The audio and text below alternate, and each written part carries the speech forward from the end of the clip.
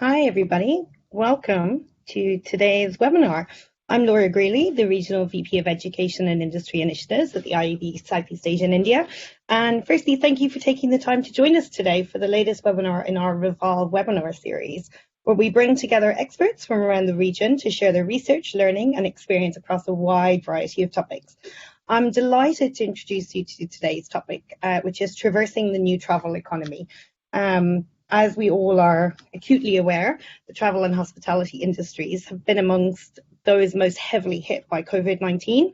We've witnessed mass retrenchments, flights reduced to skeleton schedule, and what we want to focus on in today's session is what we can expect from these sectors in the future. What could potentially leisure and business travel look like? And as borders slowly start to reopening, what will be the new essential travel that will be required by our businesses? I'll now hand over to Cindy Tan, IAB Southeast Asia and India Regional Board Member, who's our moderator for today, and she'll introduce you to the rest of the panel. Cindy, thank you so much for joining us. I'll hand over to you. Thanks, Laura. Hello, everyone. Thank you for taking the time to join us today. I'm super excited to have Sarah Mathews from Tripadvisor and Vinod Kannan from Vistara to join us here today to share on what's next for the travel and tourism industry.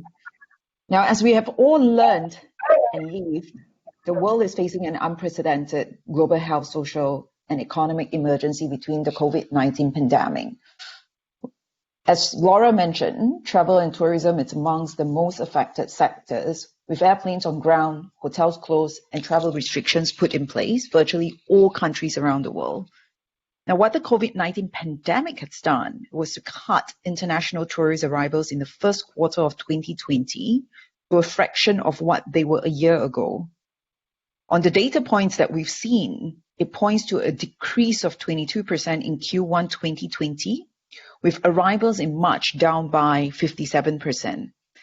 And what that also meant is that it translates into a loss of 67 million international arrivals and $80 billion in receipts. Between Asia Pacific, we saw a 35% down in international arrivals, where in the same period last year, we saw plus 4%. Throughout April and May, and continuing into June, we saw news of headcount cuts from major travel companies, and that includes Booking.com, Agoda, Airbnb, and more. Sometime May, Tripadvisor announced a third of workforce cut, with estimated bookings and revenue-related activity generally been down by more than 90% since late March. Singapore Airlines cut 96% of capacity, posting its first annual net loss of Singapore dollars 212 million in its 48-year history. And this is a reversal from the 683 million profit in the previous year. Last but not least, March, Vistara announced a 1 to 3 day compulsory no-pay leave for 30% of its 4,000 employees in a bid to cut costs. So Vinod and Sarah, where do we go from here? What's next? And if I can ask Sarah to maybe just kick us off. Well, where can we go from here? One hopes is up and forward. I think what we've seen, certainly on Tripadvisor research, is that travel is incredibly resilient, and it has always been the case. And we're seeing Tripadvisor evolving and changing and looking at how we operate across the world, and most importantly, still engaging our consumers to ensure that they can continue their travel planning, and that's never going to change.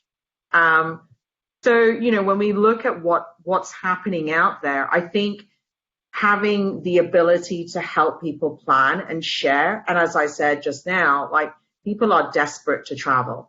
It's interesting that whilst COVID has really impacted and in fact really hampered the travel industry, what it has shown is that no matter what you do, people want to get out and go on holiday. And when you put them in a lockdown, they're desperate to go on holiday. And that's what we've seen.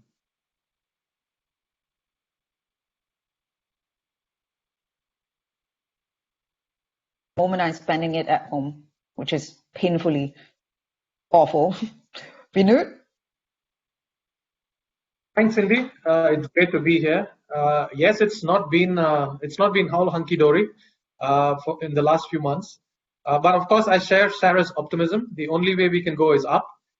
There's been various reviews and surveys. For example, IATA conducted a survey recently where people say that there's only about 45% of them who've said that they will plan travel in the next 1 to 2 months, which is a decline versus what it was maybe a month ago. So I think the overall coverage and the overall mood is still quite somber. But fundamentally, I believe exactly like what Sarah said, human beings are social. The freedom to travel is one of the innate urges and tendencies that we all have. So I don't think it's going to keep us down for long. Having said that, which countries will come out first, in what methodology, and in what form, that depends a lot on the individual restrictions or processes in place from various countries. Of course, as we've seen in India, where I'm based currently, domestic travel is back. Yes, it's not the usual 80 to 90% load factors as we had before the COVID times, but slowly but surely we are creeping up. There's demand coming back. Domestic will come back, followed probably by regional, and of course, long haul will take a bit longer. Right. Yeah, we're definitely seeing trickles of good news, which is very encouraging. Are you able to share some approaches or ideas or measurements that you've implemented between your company to kind of drive the travel economy forward? Sarah? Yeah, I mean, I think firstly, as I mentioned, like travel is really resilient. You know, we've seen that sort of even in April, 68% of our travelers were thinking and in fact were planning travel. And on a weekly basis, we can see that travelers are now planning, predominantly in the domestic space. What Tripadvisor is launching right now is a new travel safety program that will allow businesses to really share what they're doing in order to be COVID ready. And they can upload that through their management center. And right now that's going to be for hotels, and then moving forward we'll be doing that for restaurants across the travel sector. Because I think one of the things that research has shown, and certainly on Tripadvisor research, we can see that consumers, 89% of consumers we've surveyed are looking for cleanliness. They're looking for information that will make them feel more confident in travel and when they travel. So businesses across the region, across the world, need to, work closely together so that there's some cohesiveness. And there is already that. We're seeing airlines work more closely together. We're seeing regionally, larger hotel chains having a clear-cut policy. But in terms of that, that's going to be a critical factor. And this will allow travelers as well, who then eventually travel, they can actually review the property based on whether or not that hotel or restaurant was COVID ready. Vinod, do you have anything you would like to add? Yeah, so again, I'm drawing on experience from the Indian side. So I have to give credit where it's due. So the Indian Civil Aviation Ministry, as well as the DGCA, which is the Civil Aviation Authority, was in constant touch with all airlines before we started operations on the 25th of May. They came up with a set of standard operating procedures for all airlines to follow. And from our side at Vistara, in fact, what we also realized very early on was procedures are excellent. It's good to have them on paper. But what is important is for our customers and passengers to also follow them. So now we are actually running a campaign saying, let's make flying safe again, which is out on our website, which basically lists out all the different things that we are doing as an airline in order to make sure that the journey with us is safe and healthy. Things like making sure there's temperature checks before people enter the airport and before they board. We also give out a mask, a face shield, and sanitizers to each and every passenger. And at the same time, we encourage customers to do their part.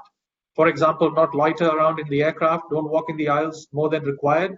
Make sure that you clean your hands regularly, wear the masks during the duration of the flights, and so on. So I think it takes two to tango. It requires a lot of commitment, not just from the airline or the hotels or the travel industry, but equally from the passengers. And I think that's important to highlight as well. Yeah. I mean, it sounds like, businesses and government needs to take on the role of guardian angels even more so than ever to provide some very specific measures and directives.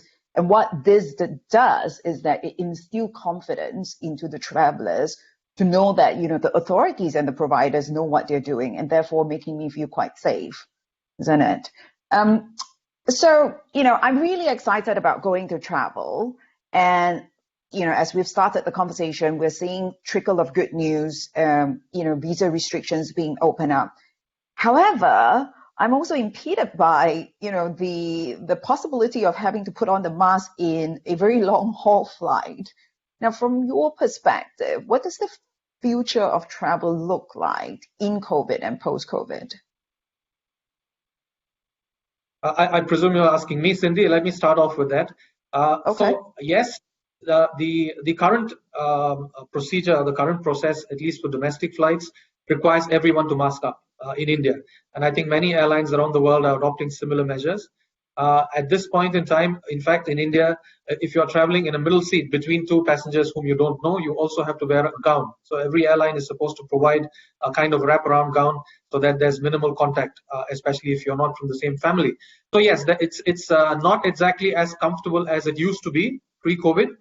There are additional measures that are in place which are a bit uncomfortable. On the long-haul flights, like you raised and as you mentioned, it is likely that the mask wearing may become mandatory as well. Again, it depends on different government regulations. At this point in time, of course, different countries are handling it differently. I think IATA and ICAO, which are, at least for air travel, the main bodies, industry bodies, they're trying to standardize some of this.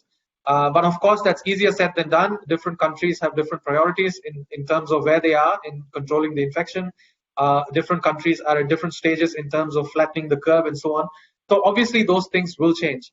But just a couple of points I'd like to make. One is while it might be the actual duration of the flight that everyone is focusing on, just to highlight that flying still remains the safest and the quickest way to fly from point A to B. So just looking at the measures that airlines have put in place, the new technology aircraft have very high efficiency particulate filters, which basically doesn't allow the virus to come through into the air circulation. The air that you're going to breathe on the aircraft is actually pulled in from outside, which is at minus 50 degrees. So there's no way that there can be any infection there. And the airflow is top to bottom. So there's no way that that there's someone who's going to breathe the virus onto you. Yes, there remains a possibility. And I think that's why there are so many checks before. And everyone will be asked to wear a mask when they are traveling with a face shield in some cases. So that's point one. Point two is, apart from actually flying and sitting on the aircraft, the bigger point of confusion or the bigger point of anxiety for most customers would be what happens when they get to the other side. Say if it's a flight that's, say, from, in your case, Singapore to London, for example. Now, London says that everyone has to be quarantined for 14 days. These rules may change. We've seen that it changes quite frequently and quite suddenly. So there is also some anxiety because people don't know what happens if they're stuck at the other location for a long period of time. And then remember that when they come back to their home country, they might need to quarantine again. So these are things that weigh on in people's mind before they make that decision to travel and fly as well. Thank you. That's really helpful. Gives me a lot more security in evaluating the flight. But I think it made a lot of sense. There are so much of the pre and after influence factors, which goes beyond the flight journey. And by the way, the gown sounds really interesting. Sarah?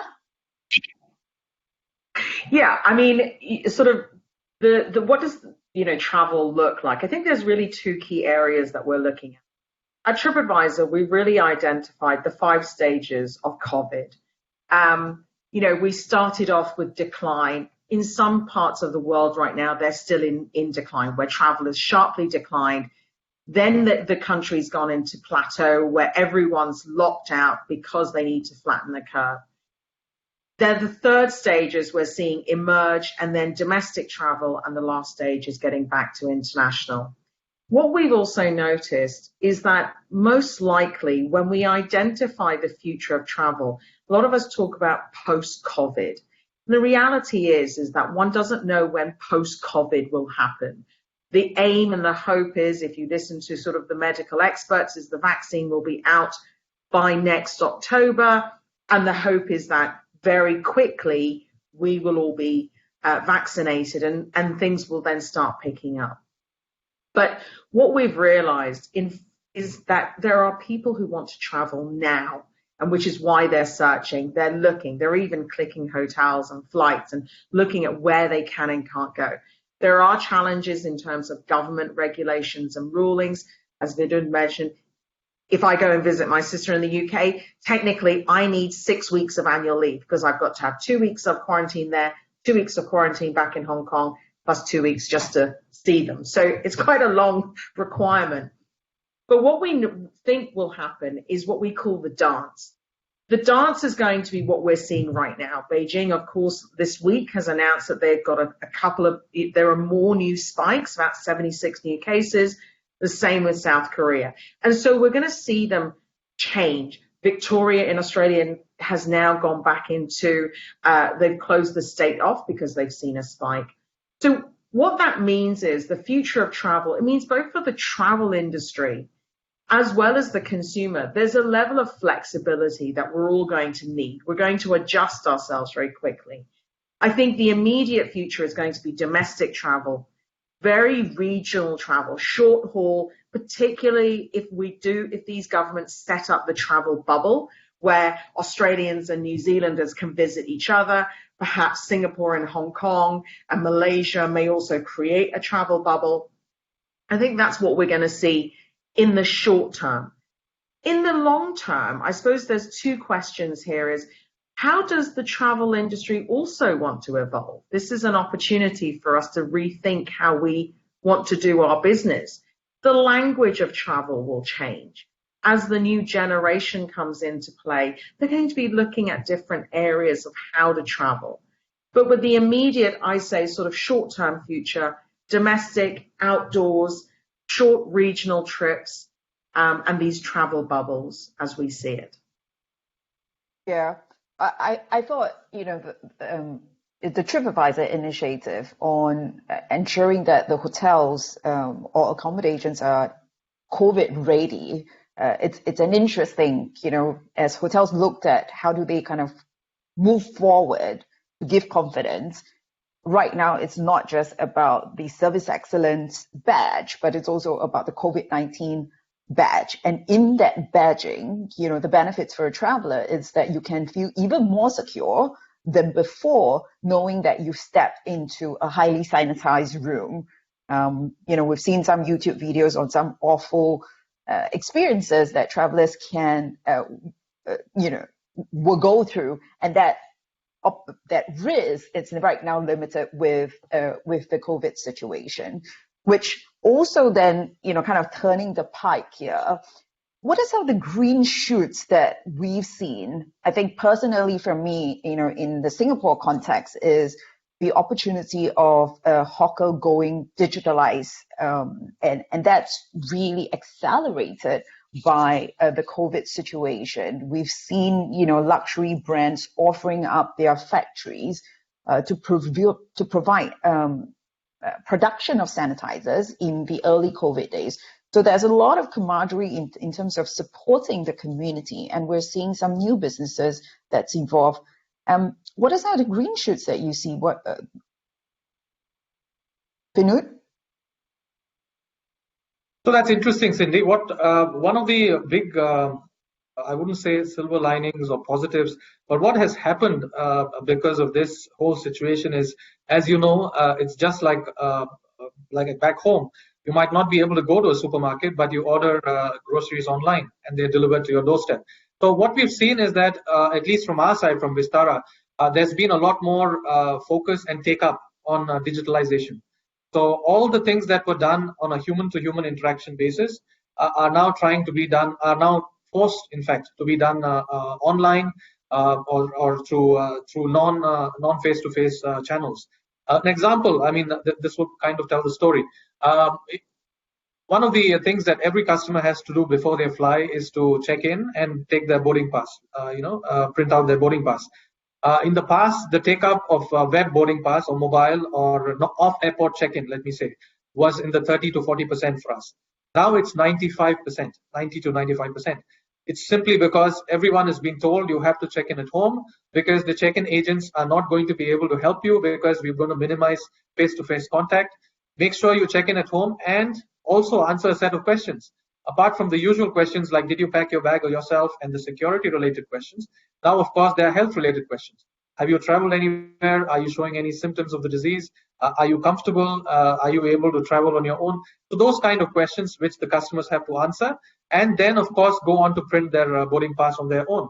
So that's a big change. So anything that's self-help, anything that is to help yourself prepare yourself for travel, and the digital process around that, I think that will take off in a big way. And I'm quite sure that it's going to be here to stay. I mean, tomorrow, whenever, as Sarah says, we don't know when it will happen, but assuming it's post-COVID, people will be so used to this, and everyone's going to be looking at the benefits of this, that they're not going to go back to the old paper printing procedure anymore. Interesting. Sarah, do you have anything you would like to add here? Yeah, I would absolutely agree. I mean, as it is for the last 4 years, I struggle anytime I have to do anything offline. I'm so used to living in this digital era, having everything online, and now more than ever, my expectation of that is even higher. Simple things like even if I'm going out to a shopping mall, I don't go to the counter to ask. I have the app and I'll look at the information because I want to be able to get to it myself. I might skewer this slightly. I think the other thing is, in terms of green shoots and positivity, is that we're seeing from the consumer point of view that and from brands, like the brands who are really sharing positive messages. Like I know Vinod with Vistara, you guys have done a lot of great work to support frontline workers. We're seeing that. We've seen, for example, 81% of our respondents say how a brand responds to the crisis, to this crisis, will have a huge impact on their likelihood to buy with this brand in the future. And what people are looking for is, again, through our survey, 95% are looking for positive messaging, that they want to be able to see that businesses are supportive of each other. And we've seen that, Tripadvisor launched Love Your Local in Singapore, which was really getting Singaporeans to think about eating, playing, ordering their food in Singapore and making sure that we're supporting those small business owners. But as you mentioned, Cindy, in order for that to work, those business owners need to make sure that they're online, because right now, no one's going to go walking about to look for that experience or that shop. So they need to make sure that they're in that space. Yeah. For some reason, I have got the image of robots traversing on our streets, as we're already seeing that, say, for example, in the Singapore government context, they're employing robots to check on temperatures. So it could be that the green shoots could be the advent of our robotic technologies and robots being part of our world. Now, speaking about technology, business travel. Business travel is a big part of the travel economy, right? And with the onset of COVID, a lot of the businesses have moved on to using technologies to help them engage with their teams. Zoom, which initially had, security issues, in a very quick time was able to turn around and be that secure platform. So from your perspective, what is the future state of business travel, and will tech replace business travel? Vinod? Well, it's interesting that the fact remains that we have turned to some of these mechanisms out of desperation rather than choice, because for work to go on, for life to go on, this is the only way we can stay in touch at the moment, and that's the reality. So yes, there will be cases where some companies, some individuals, businesses would rely more on virtual technology, on VCs and so on, because many of the meetings, it has come to bear that many of the meetings that we have in person can now be replaced by these. However, most of the so-called business transactions, high-level meetings, say meetings with partners, I'd rather discuss this in person and have a meal or a drink after that, rather than doing it through VC. So I think that fundamentally doesn't change. Yes, there will be a short-term phase in the, well, I would say short to medium term, where businesses are also trying to cut costs because of the impact of COVID on them. So obviously travel as a discretionary spend stands out, and that is usually the first to be monitored and reviewed. But there is no replacement for a face-to-face meeting in many instances. So once the borders open up, once we can travel, I believe that there will be some semblance of return to the pre-COVID normalcy. Whether it will go back to the same levels as what we had before very much depends on how economy takes off as well. So as you see more deals being made, more different forms of business, new businesses coming up, there will still be a requirement for people to meet face to face. Because as much as the virtual conferencing and the teleconferencing helps you in the short term, I think the effects of doing this for a period of 2 to 3 years is still unknown. Yeah, I definitely agree that the toast tastes much better in person rather than over a Zoom call. Sarah, do you have anything you would like to add here? Yeah, I mean, I would absolutely agree. I mean, luckily in Hong Kong, we've never been in lockdown, but the early stages, people were really avoiding direct meeting. But just in the last month, when I've, arranged meetings, I've given people the choice of, do you want to do an online? They're like, no, let's meet for a coffee. And ultimately, we want that face to face. I do think technology will play a very big role as to how we travel, whether it's business or leisure travel, particularly for business travel. I think we're going to see the need for more tech support, more flexibility. And I think what it has shown a lot of companies is that people can work from home, and we'll probably see a lot more flexibility in sort of that working behavior, but nothing will replace face-to-face. And that's both in business and leisure travel, right? No matter how great that AI tech or, the most amazing sort of 5D experience will never replace the actual benefit of being there. Right. Great. So I think, the both of you have inspired many questions. So we're going to move to our Q&A shortly, but not before my last question. Do you think space travel is the future?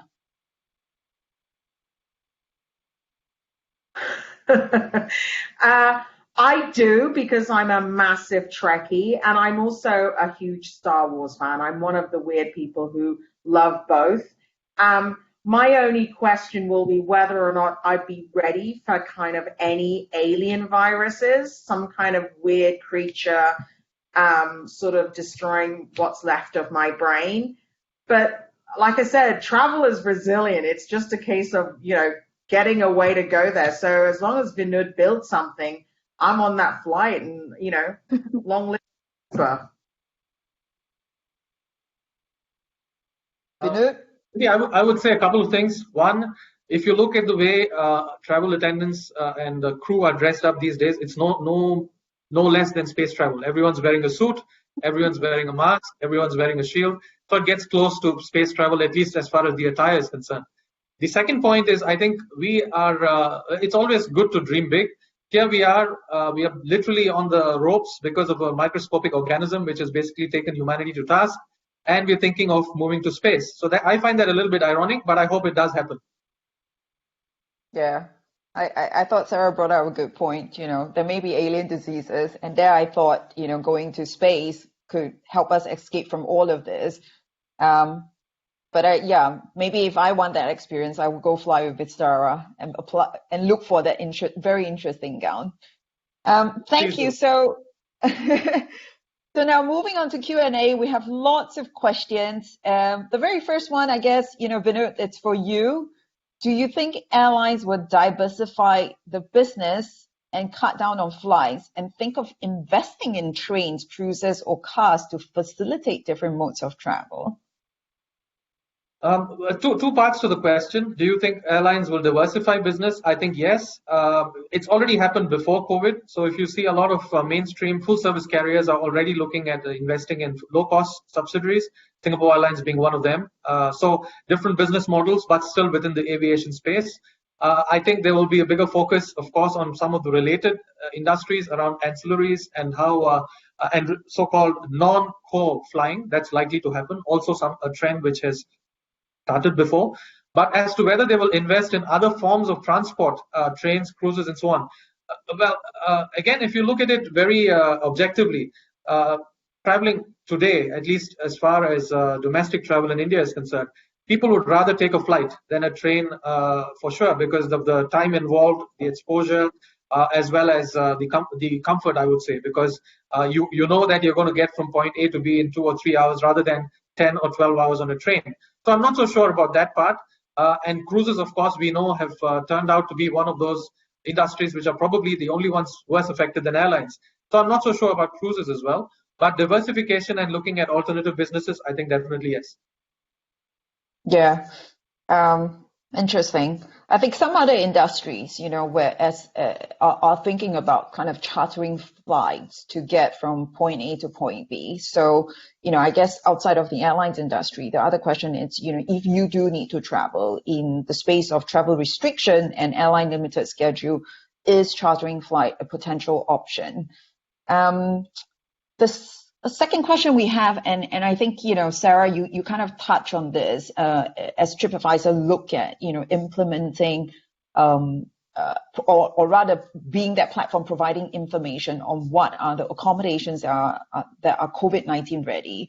The question is, what features do you think travel platforms should implement that may not have occurred to them pre-pandemic? Is that better access to emergency information? Is that medical? Is that hygiene guarantees? I thought the last one is interesting.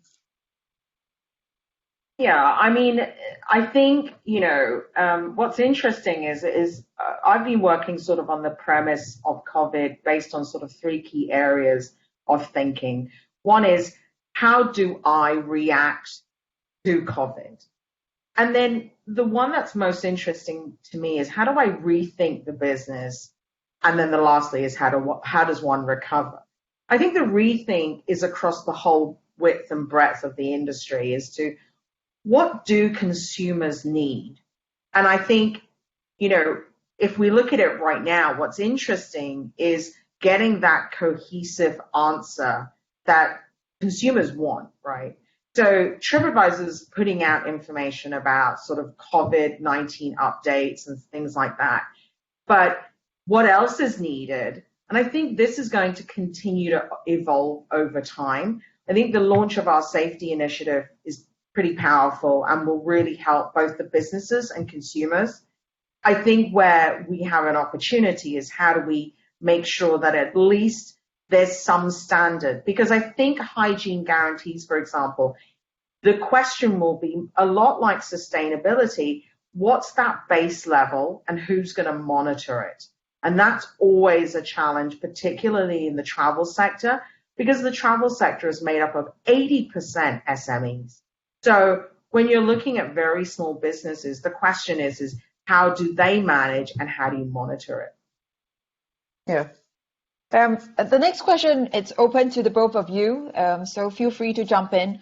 What kind of strategy and plan do you do during pandemic when business is not 100% operational? So I guess there are businesses that are still not operating at the peak levels. So while you're managing, potentially a staff strength of to service that peak level, where do we go from here? What is the strategy? So I'll jump in here really quickly. I mean, certainly from my point of view, I've been busier than ever since COVID. But I think for a lot of businesses, what we've heard are some really good stories. Some have been public-private partnerships. So with, for example, guides and lodges in Kenya, for example, have been getting government subsidy. But the subsidy is for the guides to produce safari content so that content can be shared to other travelers during this dreaming phase. It can be, we've seen, for example, for some hotels and for landmarks, sort of key national locations, they've done things like, renovation or staff training. Obviously, this is subject to whether or not one has the budget, but essentially, this is the kind of things that we've seen businesses doing. and thinking about how they can be COVID ready. A simple question, for example, is, well, we want to balance out sustainability. So if I give everyone a pen to use and they dispose that pen, well, isn't that contributing to essentially, pollution? Well, there are simple things like, well, did you think about a UV light? Some hotels, for example, are really smart. They give them those environmental pencils where once you finish using it, you can actually plant it so it becomes a plant. So there are things that businesses need to do. And that's what I talk about. That rethink is critical so that they can rethink what that strategy is right now when they're not 100% at operation. Great. Vinod, do you have anything to add? No, the only point I want to make is that when things are uncertain, as they are now, the only thing we can do as a business is scenario planning. So we've done tons of that. Of course, half the scenarios are out of the window now. The remaining half will be out soon, I think. But anyways, what we do at this time is, at least from a staff perspective, is to make sure that motivation of the staff remains high, especially over the 2 months when no one was flying and a significant proportion of our staff are frontliners, be it cabin crew or pilots or ground staff at the airport. We had training sessions for them, virtual training. We had virtual town halls or sessions with the respective senior management, explaining, using this as an opportunity to see, to look at plans which we had shelved in the past to see whether they hold relevance. So all these are things that we've been doing to keep ourselves busy. But yes, fundamentally, it is a challenge. It is not easy. From the back office side, yes, we can come up with a lot of plans. But at least for an airline business where there's a lot of operational staff in the front line, we had asked them to engage themselves in philanthropic efforts if there's time and if it's possible, which some of them have done. But apart from that, we just have to ride the storm.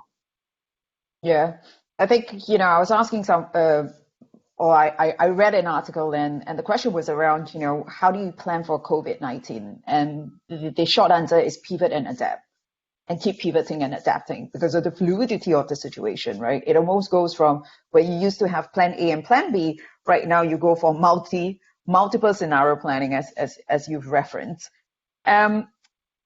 One question which, will be very relevant for this group of audience. Now, in terms of advertising, do you feel that the ROAS, the return of advertising spend, will become even more stringent and as a precursor to obtain ad budgets?